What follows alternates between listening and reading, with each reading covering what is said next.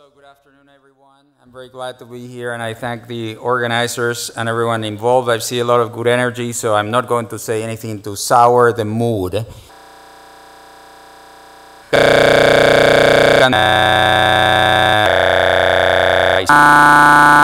I think in my life, I had a few crises to deal with. Probably the worst one was when there was a civil war in my native Argentina, and people were getting abducted from my high school and killed, okay? And I would say that after that crisis that I experienced in the late 70s, nothing has been, that crisis sort of trivializes anything else that can happen in life. And if you think about the crisis and the things that happen in Spain, like the civil war and so on, when you say, oh, what a crisis we have, you can say, well, do we?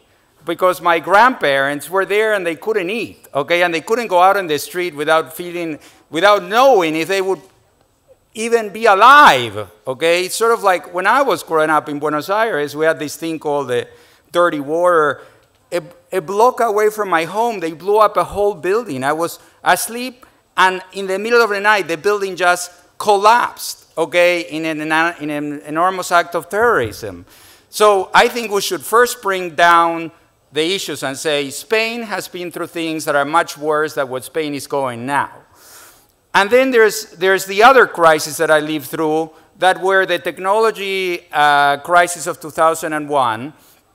I also partly lived the Argentine crisis, which was around the same time, and now the Spanish crisis. And I think there is a very different situation for the macro of the country and the fundamentals, which are your own fundamentals. Like, how am I doing in this crisis? What can I do in this crisis? So I think there is plenty of opportunity in a crisis, especially because a crisis promotes entrepreneurship, because a lot of people lose their jobs anyway. In Spain, they get severance pay packages, which are like a little seed capital that you can use for your life. There's a lot of people who obtain seed capital thanks to Spanish severance pay. And there's a lot of people who are willing to become entrepreneurial because the alternative is not safe anymore, right? Because working for a large company is not safe, because large companies are laying off. And so you're more interested in becoming an entrepreneur because the cost of becoming an entrepreneur is relatively less. Now, I think there's nothing wrong with Spain that cannot be fixed but what's right in Spain. And what's right in Spain is a lot of people who are generally, unfortunately, not in the government, but they're average citizens with tremendous energy, like the people we saw here today. As Patrick said, I'm an immigrant in Spain. I came here in '95, and I saw a country that could rise and transform itself in a tremendously positive way. So now we have a general mood of negativity, but the general mood of negativity is seen at the highest levels, seen like this week, are we going to get bailed out, are we not going to get bailed out? But so long as we remain in the euro, which I think we will, and so long as we remain solvent, which I hope we will, I think everything else, that is, whatever happens to us, is not affected by the fundamentals. Now, let me give you a concrete case, which is our case. The companies that I started, Jastel, which I do not manage anymore, Fon, which I manage. Now, if you look at Jastel and what's happened to Jastel, when I was managing Jastel, Spain was thriving, and we had a really difficult time because we were offering savings, and people didn't care about savings. It was the España va bien, mi bolsillo va bien, everything, and we were like, save money with Jastel, more megas, less money, and people were indifferent to our message. Now, look at the performance of the Jastel shares since the crisis started. It's been a booming stock. It went from like 2 to 4.5. Because the crisis has made people aware of what actually Northern Europeans have always been aware in good times and bad times, which is savings is good, and more megas for less money is a great thing. That message, I mean, the Spaniards were not very educated consumers until the crisis came. They were spending like as if there was no tomorrow, you know, and now there is no tomorrow. No, I'm kidding. So now they're smarter, okay, and Jastel is doing very well. And then there's the issue with Fon. So we're the largest Wi-Fi network in the world now with phone. We have Microsoft and Google and Index and Sequoia's investors. We have, I didn't bring my slides showing how well we're doing, but we've been doing very well. Now, the issue is, people say to us, why are you in Spain, right? When we started the company, Sergey Brin, the founder of Google, who invested with us, he said, well, we're going to give you the funding, but I'm sure you will move to Silicon Valley. And I said, no, we're not moving to Silicon Valley, we're staying in Spain. And he said, well, name one global startup that has come out of Spain. And I said, phone, okay? Although that was our first day in our life. So we had a lot of ambitions. Now it is a very difficult time, obviously, for companies that only have the Spanish market, because the Spanish market has shrunk significantly. But if you have a startup with global ambitions and you're operating from Spain, I would not like to say this publicly, so please just here in this room, stop your tweeting, okay? Now put yourself on an entrepreneur. Phone 2007, phone now. When do you think it's easier to hire? When do you think people are more loyal? When do you think people are more interested in you? Obviously now. In 2007, we had everybody stealing our employees. We had everybody fight. It was much harder in the thriving. It was harder to be a startup in the thriving Spain. This is a story that I heard from the Google founders. The Google founders, Google thrived at a moment where everybody was collapsing, right? The early 2000s. It was very important for Google to get started at a time when they had the right engineers, the competition for engineers, the competition for talent. They were at a good time. And now it is a good time to compete for talent in Spain. It is a good time if you have a startup. So at Phone, we're hiring around 4 engineers a month. And we actually got twice as much space a few months ago. The real estate prices collapsed, good for us. You know, we're not banks.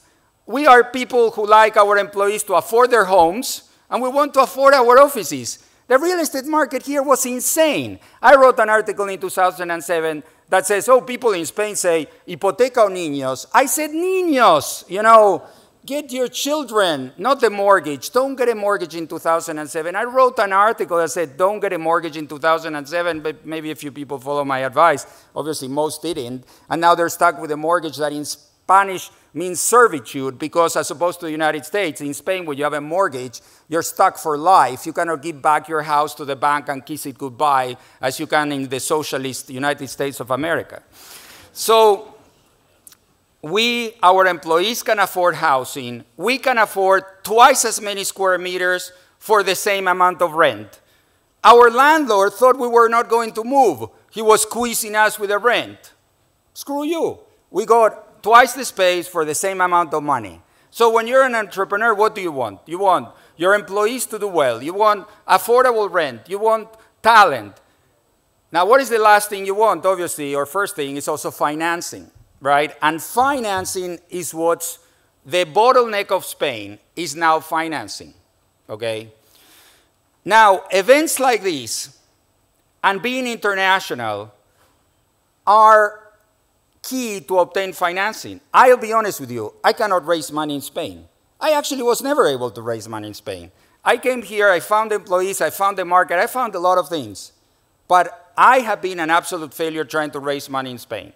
Somehow, I get money in London, I get money in Germany, I get money in Silicon Valley, I get Sequoia. We were the first company that Google ever invested in all of Europe, not Spain. And we were the first company that Sequoia ever invested in all of Europe. But if I go up and down the Castellana, people think I'm nuts, okay? Maybe they think many of you are nuts, okay? Now, the good news is we're still in a community where we can go and do our roadshows and raise our money outside of Spain. And we can still use Spain as a wonderful base to hire people and to have employees which are globally competitive. Because people here, okay, their English is poor, and that's one of the issues that I've had to deal with. But other than the English is that their English is really poor, their skills, their engineering skills are very good, and their the attitude of the young Spaniards now, faced with tremendous unemployment and difficult uncertainty, is, as a result of the crisis, it's actually turned them into employees that are as highly motivated as American employees. So we can now, at Fund, we hire in Tokyo, we hire in London, we hire in New York, we hire here. And we sometimes have open positions, and we keep having more positions here. That was not the case before, but it is the case now. So I think it is possible to be successful in Spain, even in the Spain of the crisis, that so long as the financial macro picture is somehow solved, I think we can all be okay. Now, before I end my presentation, I wanted to touch upon the Twitter controversy of this weekend, when I supposedly said that people should take their money out of the Spanish banks, okay? And I was almost crucified. So I want to clarify what I was saying. What I was saying is, if you have Spanish bonds, you get 6%. If you have German bonds, you get 1%. But if you go to a German bank and a Spanish bank, that differential is not there. I don't see the Spanish bank paying me a 5-point differential over the German bank, right? So what I was saying is, just on a rational point of view, if you take the extra risk, why shouldn't you get an extra reward for doing this? I started buying shares in Spanish companies. I said publicly that even though Telefónica has been my traditional enemy, I bought shares of Telefónica last week for the first time in my life. I believe there are investment opportunities from a financial point of view here in Spain. I just wanted to mention the disparity that existed between what the government, like if you want to be a real patriota, it is better that you just go and buy Spanish debt yourself, okay? Because you will do something good for Spain and you will get rewarded for it, right? That was the general idea. Now, do I think Spain is going to hell and go in the way of Argentina? No. Do I think it's one of the many possibilities? Yes. And we should keep it in mind. Because what happened to me in Argentina, wasn't to me, was my foundation. I had donated $11 million to my foundation. And then Argentina exploded, and the money of my foundation was in bonds of the Argentine government that went into default, and my foundation lost half of the money in the default of Argentina. But it was my foundation. The money had already been donated to the students of Argentina in this project called Educar. But it was very traumatic to me. So maybe I am traumatized by the experience of Argentina, and maybe everything I say is not applicable to Spain.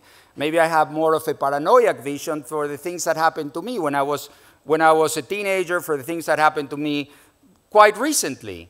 But that's all I wanted to do. I wanted to share my concerns about a banking system in a country that I love and that I believe is full of opportunity. So thank you all, and I hope we invest well.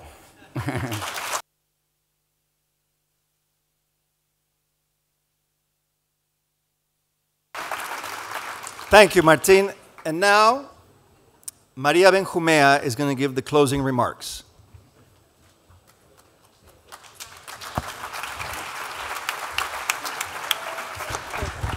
Thank you to all. Great to have you here, Martin. Great to listen to you. And congratulations to all the entrepreneurs, because you've been really great. Martin, these are the entrepreneurs from Spain. We have great entrepreneurs, and we believe that we have a great country. So congratulations to all of you.